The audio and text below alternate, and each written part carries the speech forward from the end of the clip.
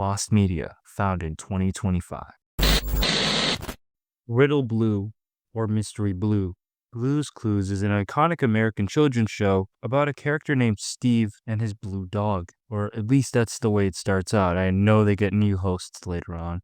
The show is iconic to almost any kid who grew up around the time. Blue's Clues was popular enough to start getting international versions made of it, such as a British version that is fully found for what I understand. But there was another version of Blue's Clues that also existed that we didn't know that much about, that being the Korean one, which when translated is either Riddle Blue or Mystery Blue. This version also doesn't have the character being named Steve, but instead being named Uncle. It also makes use of a classic Korean folk song for its theme song. There were some home media releases though, after the show ended. They were released on VHS and DVD, but were incomplete. The show didn't have a very long run though, only lasting 34 episodes from July 2000 to November 2001. Very few pieces of the show were actually found prior to this year, as what we had was essentially one bumper that was uploaded to YouTube, and a couple of Korean bloggers were able to find the theme song and a couple of other things, but not much else. As far as one of the only things that we had from this officially was one clip being used in the Blue's Clues 10th anniversary celebration, but other than that, really not anything else. But it wasn't until 2020 when a YouTuber named Shining Road uploaded one of the full episodes on June 16th of 2020. Because of this episode being posted to the archive, 4 more episodes were posted to the archive by other users. But it wouldn't be until recently that the next major update was made, when 7 whole episodes were found and put onto a Google Drive. Of course, this meant that 23 episodes were still missing, but this is quite literally the closest that I think the Lost Media community has ever gotten to finding the series. So that's gotta be a win of some sorts. On August 15, 2007, a YouTube user who went by the name LotusMan17 uploaded Super Mario 64 Big Star Secret, which was a fake tutorial that claimed to reveal how to unlock Luigi in the game. But the whole time, it was merely just a tutorial that was meant to jump scare you, as if you watched for long enough, you would get a screamer on your screen. The video gained popularity and was used as a way to prank other people. Before the video was deleted in late 2011, the video was around 5 minutes long and was edited with Windows Movie Maker. It also featured scroll-in tags and was filmed and directly just filmed the screen with what I assume was a camera, or possibly a flip phone. Due to certain copyright issues, part of the video was muted. The video instructed players to press A, which immediately triggered a jump scare, which was then followed up by rolling credits. Although Lotus said he may have deleted the video by mistake, an archive Facebook post suggests he removed it due to backlash and hate comments. He confirmed he no longer had any access to the original video and therefore couldn't repost it. Due to this, only bits and fragments managed to actually survive. Things like this one reaction video from around the time, which shows a couple seconds of it on the screen.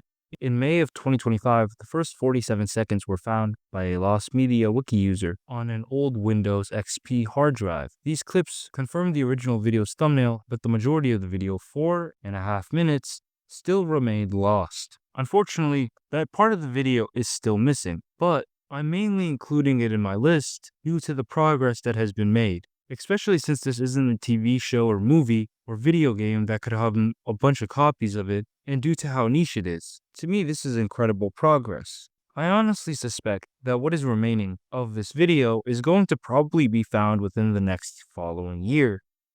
This is probably the biggest piece of found lost media of the year. And honestly, the way I see it, it's probably going to remain that way. This leaked only a couple of days after I made my initial video on lost media found in 2025, so I didn't have the chance to include it. And I would be lying if I said part of the reason I'm making this sequel video isn't just so I can talk about this. Because I'm not going to lie to you, this is pretty damn cool. After all the time that we've wondered about this, we've finally found it, and it's finally been archived. And yes, I am specifically talking about the Backyardigans live-action pilot, which almost seemed mythical in how mysterious and elusive it was for the longest time. Before the Backyardigans became the colorful CGI musical show we all remember from Nickelodeon, it actually started as something very different, and for the longest time, almost nobody knew about it. See, back in 1998, Nickelodeon producer Janice Bergs created a live-action pilot called Me and My Friends, It featured full-body puppets, kind of like other shows that you would see at the time and that would come later. And the following four animal characters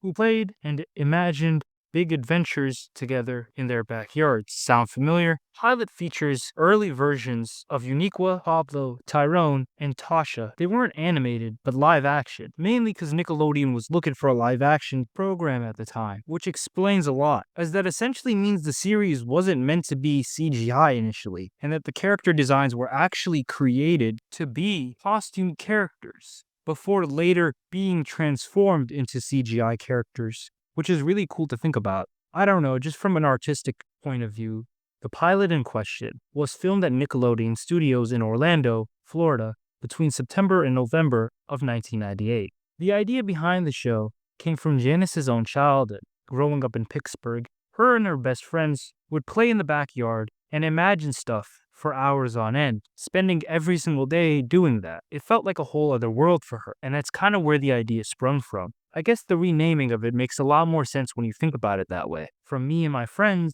to Backyardigans. Also, Backyardigans is just a better title in general. Unfortunately, for whatever reason, Nickelodeon passed on Me and My Friends, instead choosing to pick up Dora the Explorer, which is kind of funny because that'll come up later.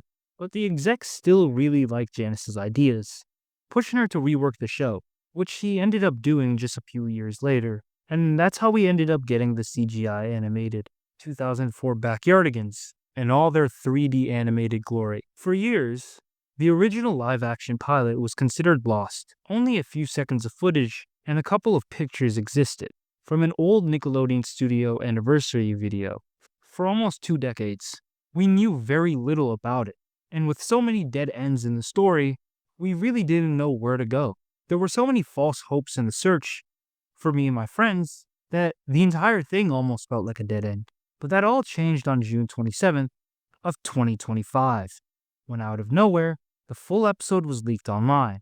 It was uploaded anonymously to Catbox and then mirrored onto YouTube by a user named LoveSun. I think the entire internet was kind of shocked that this happened, or at least us who care about lost media. I mean, with how insane the search for Me and My Friends was, for it to just end up just randomly appearing is pretty insane. It's certainly not something that I'm taking lightly. But I mean, come on. You couldn't have uploaded a couple days earlier. I mean, I already had my video out. Unfortunately, for what it's worth, the video was taken down by Paramount due to copyright issues, but not before it was properly archived by fans. And you can still watch the full thing today on archive.org, where it was re-uploaded and preserved. The release came just over a year after the passing of Janice Burgess in March of 2024. Many fans have dedicated the rediscovery of Me and My Friends to her memory. It's one of the coolest examples of lost media being found, not just because of the mystery, but because it gives us a glimpse of how one of Nick Jr.'s most creative shows came to be.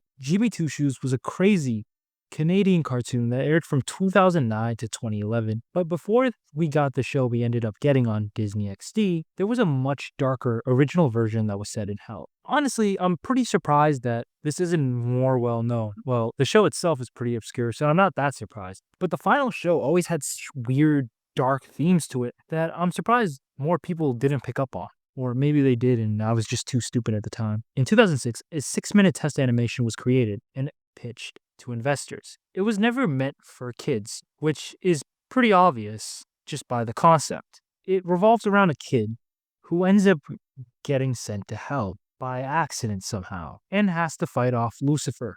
Heloise was originally a brain-damaged serial killer who tortured Jimmy while also seeming to like him. According to the co-creator, Edward Kay, the original version was aimed more at older tweens and was meant to air exclusively on Canadian channel Teletoon. But once Disney XD came on board, the show was heavily revised. For years, fans speculated about the pilot, but no footage was found. Well, until May 4th of 2025, when Edward uploaded the full thing to YouTube, which seems to be a trend here with this video. Honestly, I think the more people that become aware of just how much people like lost media, the more creators and people involved in these projects are going to feel it's a good idea to release what they have. Apparently, he got it from a random DVD, which doesn't make much sense, but I mean, apparently somebody just put it on his lawn or something, and I guess he decided to upload it. Yeah, it was literally delivered as a DVD. I don't know how exactly that works. Um, I mean, he made the show, so I don't know, man. Either way, it's finally been found. Okay, correction. Okay, the reason he actually didn't have possession of the pilot, despite the fact that he did co-create it, was because it was made for investors, and so neither him or the other creator were allowed to keep it, and therefore he didn't have it before it was randomly just dropped off. Again, that's still confusing, but again, we have it, so I mean, cool. Dora the Explorer is one of Nick Jr.'s most iconic shows, but before it aired in the 2000s, a test pilot was created in the late 90s. It was unseen for years. The pilot was accepted by Nickelodeon, but never released to the public. It featured Dora in what appears to be her final design, but Boots looked completely different, taller, and closer to the grumpy old troll than what we ended up getting in the final show. The episode's pilot matched the later episode, Beaches, and even characters like Benny and Tico appeared early on. Over the years, small clips surfaced. In 2018, we got a couple minutes of footage.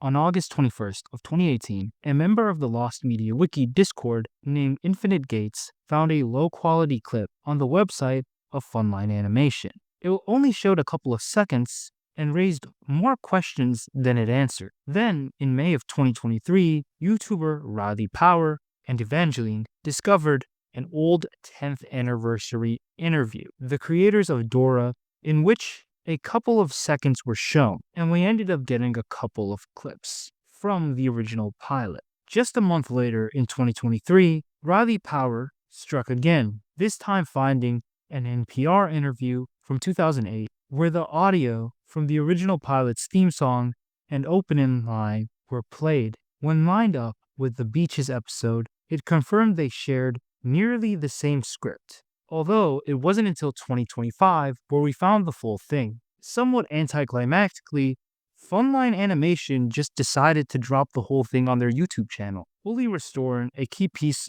of Nick Jr. history. After nearly 25 years, this one is another one that just kind of came out of nowhere. I don't even know if it's necessarily a pilot, as it plays more like a sizzle reel than anything else. A lot of the colors seem to be off. This was a very early version of Phineas and Ferb that was being pitched by Dan Poppelmeyer and Jeff Swampy after they had worked on shows like SpongeBob SquarePants and Family Guy. This version of the show, from what I understand, was being pitched to a couple of different channels around the time, such as Nickelodeon, Fox Kids, and Cartoon Network, before Disney Channel saw potential in it. This is a pretty early version, and it's pretty obvious as well. I know I've stated that before, but a lot of the concepts seem to be pretty finalized. It features a version of the theme song being sung by the original Phineas voice actor, along with rough animatics of him singing it. Very rough. But a lot of the elements of the theme song stay almost entirely the same. Him singing about the 104 days of summer vacation, and almost everything else. But characters like Isabella do look vaguely different though. Again, it just feels like you palette swapped some of these characters, like they're DeviantArt original characters in a weird way. The animation also looks pretty similar to what we ended up getting. Again, there's very few differences, but something does just feel kinda off. I mean, you could say that Ferb talks a little more than he usually does, and he sounds American if anything. But basically everything else is the same, and that's what I think makes it an interesting pilot. There's surprisingly a lot less to talk about with it, despite the fact that it's a pilot of one of the most influential cartoons on Generation Z. Funny enough, on TikTok, Dan Poppelmeyer, one of the original creators of Phineas and Ferb, literally just commented in the comment section. Apparently, he hasn't seen this thing in over 20 years. But, I mean, it's here now, so there's that.